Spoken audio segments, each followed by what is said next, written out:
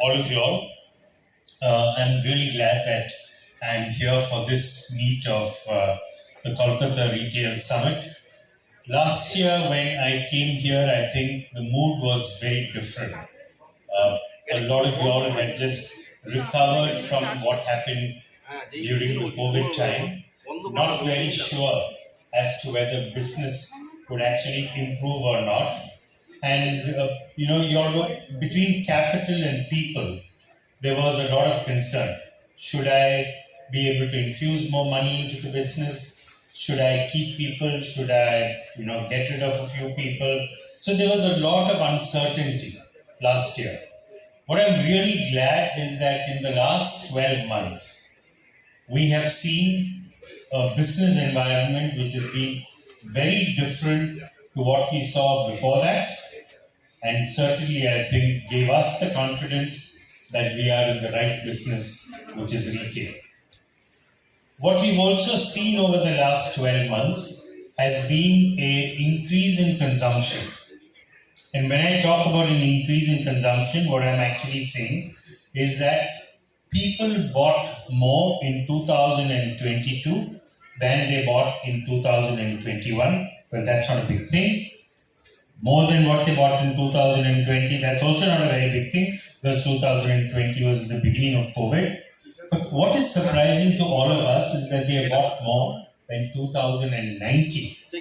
And when we do the comparison with 2019, which was a pre-COVID year, what we are seeing is that many of us, on a like-for-like sales basis, are certainly doing much better than 2019. So that gives us confidence. The second thing that we have seen is that there were several ways in which we were trying to run our businesses in the last 2 years. When the shops closed, we said, what do we do? So we said, instead of waiting with open doors for customers to come in, and since we can't open our doors, is there a way in which we can actually go to the customer? So a lot of retailers actually created very, very interesting and innovative ways using digital technologies to be able to go to the customers. So the first was in terms of showcasing product to customer. And I know examples where in, let's say, beauty sections of department stores, some of the beauty advisors actually were demonstrating new products and communicating with their customers and giving them classes on how to do makeup using WhatsApp video calls. I mean, that's a level of interaction which happened between a stationary customer and the store. The second was in terms of payment.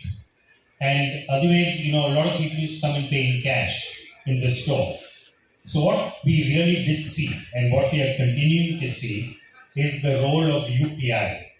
And UPI spearheaded the digital payment revolution in the last 2 years, to the extent that today it is the largest digital payment platform, much larger than credit cards, which used to be there 2 years back. Credit cards still exist. The number of people using UPI for payment, that has happened. The third is that everybody was worried about technology and used to say that either I don't understand it, or if I understand it, it is too expensive for me to be able to do it. And because of which, they used to not even embark on the road to, embedding technology within their businesses. What we also saw is that we found a lot of technology being made available. And it wasn't the likes of SAP or Oracle or even Microsoft. What we saw is homegrown technology players creating technology solutions for the problems that small retailers face. And what we did get to see with that was a lot of people adopting this technology.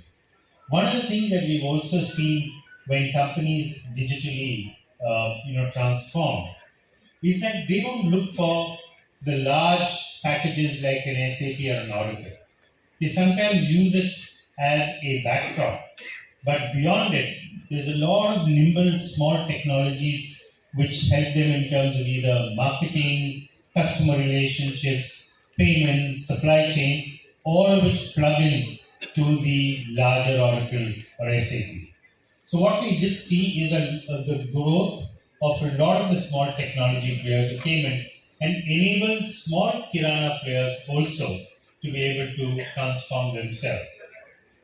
What we also saw during the last 2 years was the emergence of the local Kirana store. At one point of time, the concern was that because of the large players coming into the market, all of these people will get wiped out. But instead, during COVID, all of them actually survived and they did actually better than some of the large players because one, they were nimble, second, they were close to where people live, third is that they could do a lot of things which the large players couldn't. So they could actually, accept an order on WhatsApp, they could actually go and deliver it to the house, collect the payment from the house, and then come back. A lot of those kind of things were not possible with the larger players who had much more rigid systems to operate with. We also saw that, the people in our stores were beginning to start changing. So when, earlier a person would be diffident about using technology for billing, using technology for interacting with the customer, what we began to see was that a lot of our staff